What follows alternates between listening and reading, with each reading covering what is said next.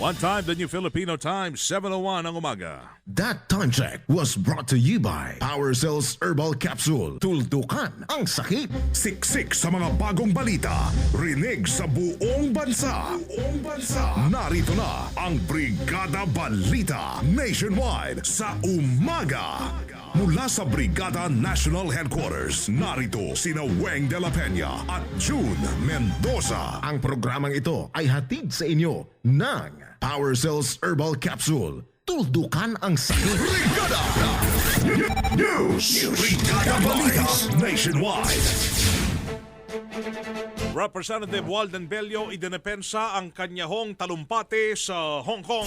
Samantala, Central Business District sa Hong Kong bubuksan na ngayong araw sa harap ng deadline ng Hong Kong government. Inspeksyon na sa umano'y ordinaryong bahay ni PNP Chief General Alan Purisima tuloy ngayong araw. Liderato ng Senado tiniyak ang kredibilidad ng komite na may hawak sa kaso laban kay Vice President Jejomar Binay. Pinoy nakikiisa sa selebrasyon ng Eid al-Adha ng mga kapatid nating Muslim. Pangulong Aquino hindi na itago ang pagkadismaya sa performance ng Pilipinas sa katatapos na 17th Asian Games. At sa panahon natin, yung bagyong Ompong posibleng pumasok sa PAR ngayong Miyerkules. Brigada Balita Nationwide sa umaga. Magandang umaga mga kabrigada, hatid ng Brigada News FM Philippines, ang Brigada Balita Nationwide. Natid rin ang Power Cells Herbal Capsule at ang Drive Max Herbal Dietary Supplement Capsule. Kami po ang inyong mga tagahatid balita, Brigada Weng de la Peña At Brigada June Mendoza. araw ho ng Lunes ngayon, Oktubre 6, 2014. Brigada Balita Nationwide. Aminado ho ang Konsulada ng Pilipinas sa Hong Kong na paglabag sa immigration laws ang nabanggit na Special Administrative Region ang ginawang pagtalumpati ni Party List Representative Walden Bello sa harap ng mga pro-democracy protesters doon. Ayon kay Consul General Bernardita Catalia, maari umanong maharap sa kaso ang mambabatas dahil tourist lamang ito. Tourist lamang ang sadya nito sa pagtungo ng Hong Kong at hindi naman official trip. Sinabi pa ng opisyal na hindi rin nagpaalam sa kanila ang kongresista na magsasalita ito sa rally at una na rin nilinaw ni Bello na walang kaugnayan sa kanyang trabaho bilang mambabatas ng Pilipinas ang paglawak nito sa rally, kundi ito ay bilang isang mamamayan. Si Bello ay nagsalita sa harap po ng libo-libong mga anti-government groups sa mismong Central Business District ng Hong Kong para ipaabot umano ang suporta ng sambayan ng Pilipino sa tinataguyod na panunumbalik ng demokrasya sa naturang bansa.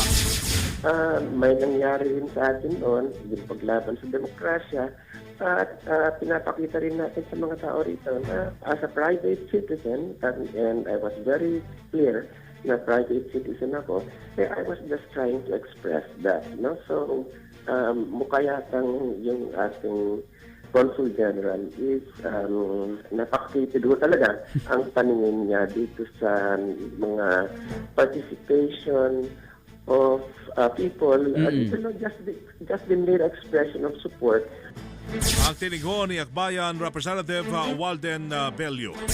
Samantala, nakahanda umanong tumalima ang mga pro-democracy demonstrators sa Hong Kong sa kahilingan ng mga otoridad na alisin ng mga ito ang itinayong mga barikada sa tapat ng government headquarters sa Admiralty District. Maliban rito, inanunsyo naman ng Occupy Central, isa sa mga organizers ng pagkilos, na aalis din sila sa secondary protest site para mabigyang access ang mga lansangan. Una nang nanindigan si Hong Kong Chief Executive C.Y. Leong na nakahanda ang kanyang gobyerno na magpatupad ng mga necessary measures para mapanumbalik ang social order sa gitna ng patuloy na kilos protesta ng mga pro-democracy groups na pag-alaman na mahigit sa 3,000 mga government workers ang hindi nakapasok ng ilang araw dahil sa itinawang blockade na ginagawa ng mga rallyista. Brigada Balita Nationwide. Samantala, ang liderato naman ng Senado tiniyak ang kredibilidad ng komite na may hawak ko sa kaso ni Vice President Jejomar Binay. Sa detalye, live si Bong Kagape. Brigada Bong, i-brigada mo! Brigada Live Report. Idinipensa ngayon ng Senado ang ginagawang investigasyon ng Senate Blue Ribbon Subcommittee laban kay Vice President Jejomar Binay at ng iba pang miyembro ng pamilya kaugnay sa umanay questionabling overpriced na Makati City Building 2 anomaly. Sa panayam kay Senate President Franklin Drilon, binigyan din ito na walang motibo ng politika sa investigasyon tulad na lamang ng pahayag ni Binay na ito ay pag-aanda lamang sa administrasyon para sa 2016 presidential election. Paliwanag ni Drilon, ang investigasyon ng komite sa kaso ay upang mailabas lamang ang katotohanan na pangunahing trabaho ng Senado. Ayaw na ring patulan pa ng Senate President ang umano'y mataas na rating ni Binay na bumaba lamang ng ilang porsyento. Wala rin umanong balak pa ang pamunuan ng Senado na ihinto ang pagdinig kasunod na rin ng apela ng kampo ni Binay dahil sa questionabling pagbuo ng komite. Para sa Brigada Balita Nationwide, Brigada Joffrey Bong Kagapi, Brigada News. Issue sa pangalawang Pangulo. Issue sa pangalawang Pangulo. May nakatakdaw manong caucus ang Liberal Party para pag-usapan ang kanilang plano ngayong 2016 election. Ito naman ang tahasang ibinunyag ni Caloocan na Congressman Edgar Erice. Kaugnay ito inaasahan ng LP na sasabihin ng Pangulong Aquino ang kanyang magiging political plans. Samantala binigyan din ni Erice na wala umanong pakialam ang kanilang partido sa pangunguna ni Vice President Jejomar Binay sa mga survey. Dahil kampante umano silang magtuloy-tuloy pa ang pagbaba ng kanyang popularidad habang papalapit naman ang 2016 election sa bansa. Sir Chief PNP Controversy. Sir Chief PNP Controversy Update. Tuloy ngayong araw ang pagsilip.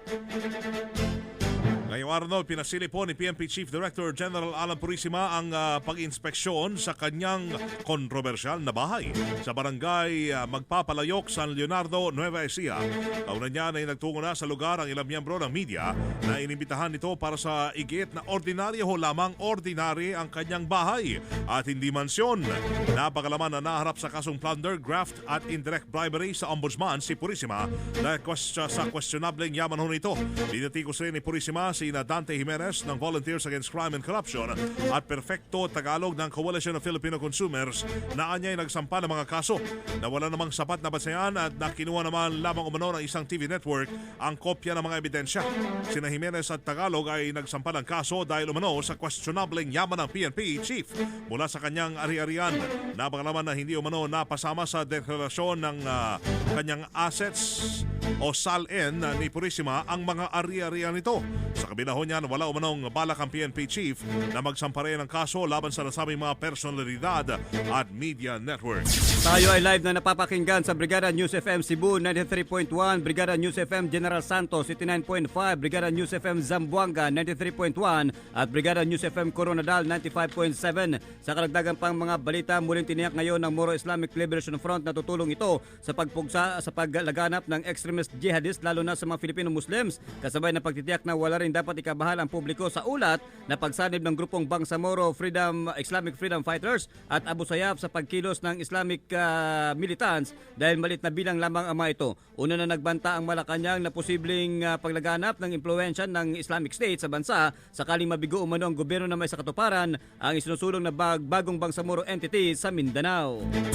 Ngayong araw na ito ay nationwide holiday mga kabrigada, feast ng ating mga kapatid na Muslim ng kanilang Feast of Eid al-Adha. At ang palasyo, ang Pangulong Noynoy Aquino ay nakikisa sa selebrasyon ng Eid al-Adha ng ating mga kapatid na Muslim. Si Brigada Leo Navarro, baliktем sa detalye live. Brigada Leo, ibrigada mo! Brigada!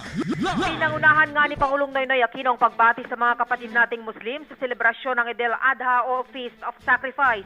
Sa kanyang mensahe na magang inilabas ng Malacanang, sinabi ni Pangulong Aquino na ipinapaalala ng okasyon ang kahalagahan ng sakripisyo at kung ano ang importansya nito sa paniniwalang Islam. Sinamantala naman ni Pangulong Aquino ang pagkakataon para muling himukin ang buong sambayanan na makiisa sa nation-building effort dahil anya ang anumang aksyon ng sambayanan ay maaaring makapagpabago sa kinabukasan ng bansa. Idinagdag pa ng Pangulo na mayroon tayong mga sakripisyong dapat gawin para sa pagbuo ng mapayapa at masaganang pamayanan. Ngayong araw nga ay regular holiday bilang pakikisa naman ng sambayanan sa Eid al-Adha. Mula sa Palasyo ng Malacanang, para sa Brigada Balita Nationwide, Brigada Leo Navarro Malikdem, Brigada News. Mount Mayon, ang pagbabantay. Update. Mount Mayon, ang pagbabantay update. Pinaghahanda ngayon ng State Weather Bureau Pag-asa mga local government officials sa 11 area sa lalawigan ng Albay sa posibleng ash fall o pagbuga ng abo mula sa bunganga ng Bulkan Mayon sa susunod na 24 oras. Ayon sa special bulletin ng ahensya, ang lawak ng maapektuhang mga lugar ay depende sa taas ng buga ng bulkan at ang direksyon ng hangin. Kabilang sa pinag-iingat ay mga bayan ng Kamalig, Daraga, Ginubatan, Jovellar, Pio Dural, Legazpi, Manito, Santo Domingo, Ligao, Uwas at ang Pulangi. Maliban dito, inaasahan din umano ang pag-ulan sa nasabing mga lugar. Sa ngayon ay nakataas pa rin ang alert level 3 sa bulkan habang mahigit sa 12,000 mga residente ang nasa mga evacuation centers. Nagsimula na rin magtaasan ang renta ng mga hotel at inn sa probinsya ng Albay dahil sa inaasahang pagbuhos ng mga turista na gustong makasaksi sa pagputok ng Bulkang Mayon. Nabatid na nagbibigay ho ng diskwento yung mga hotel at inn owners para sa mga turista kung matumal ang mga bumibisita sa kanilang lugar. Pero taliwas iyon ngayon sa nangyayari. Natili sa alert level 3 ang Mayon pero ayon sa PHIVOX, posible itong itaas sa alert level 4 kung saan nakikita na ang ilang senyales ng pagsabog. Sa ginawang aerial survey ng PHIVOX at mga otoridad sa palibot ng bulkan, nakitang namamaga pa rin ang bunganga ng bulkan kung saan malakas pa rin umano ang pressure sa loob nito. Imbes na puti ay green na ho umano ang lumalabas na usok na ibig sabihin ay may kakaibang nangyayari na sa loob ng bulkan. Live din tayo ngayon sa Brigada News FM Toledo sa Cebu, Brigada News FM Cotabato, Puerto Princesa, Palawan, San Carlos City, Negros Occidental, Cagayan de Oro, Calibo, Aklan at Daet, Camarines Norte. Tinawag ngayon ng Malacanang ang atensyon ng Philippine Sports Commission na paghusayan pang mabuti ang kanilang responsibilidad sa paghubog naman ng mabuti sa mga atleta sa bansa. Ang nasabing panawagan ay bunsod ang hindi kaaya-ayang performance na ipinakita ng Pilipinas sa katatapos na 2014 Asian Games sa Incheon, South Korea. Una nang sinabi ni Presidential Communications Secretary Sunny Coloma na hindi nalulugod ang palasyo sa naging resulta ng performance ng mga Pinoy athletes. At sa panguli nating balita sa panahon, inaasahang papasok ko sa loob ng Philippine Area of Responsibility sa Miyerkules ang binabantayang low pressure area o may bagyo na ang international name ay Vongfong. Bagamat hindi naman inaasahan na ito'y direktang tatama sa alimang bahagi ng bansa. Pero sa panayam ng Brigada News FM kay Pag-asa weather forecaster Hener Kitlong, kung hindi umano magbabago ang direksyon at bilis ng bagyo, tinatayang tatawid ito ng territorial boundary ng bansa sa Ilagang Luzon Miyerkules ng umagang tanghali. Wala pang direktang epekto nga sa ilang alamang parte ng bansa ang naturang bagyong Vongfong. Pero pag ito po'y pumasok, ito'y tatawaging ompong sa Pilipinas. Patuloy po nakaka-apekto ngayon sa pangkalahatan lagay ng panahon sa Visayas at Mindanao ang umiiral na Intertropical Convergence Zone. Brigada Balita Nationwide. Mga kabrigada, live mula dito sa Brigada National Headquarters. Yan ang unang bahagi pa lamang ng ating pagbabalita.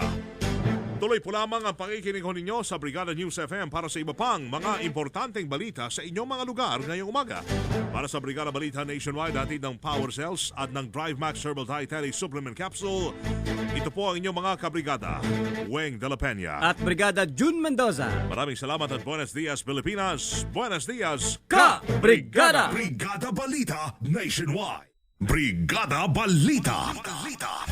Inyong napakinggan ang Brigada Balita Nationwide sa umaga mula dito sa Brigada National Headquarters. Brigada Balita Nationwide sa umaga. Hatid ng Power Cells Herbal Capsule at Drive Max Herbal Dietary Supplement Capsule. Ang programang ito ay hatid sa inyo ng Power Cells Herbal Capsule. Tuldukan ang sakit.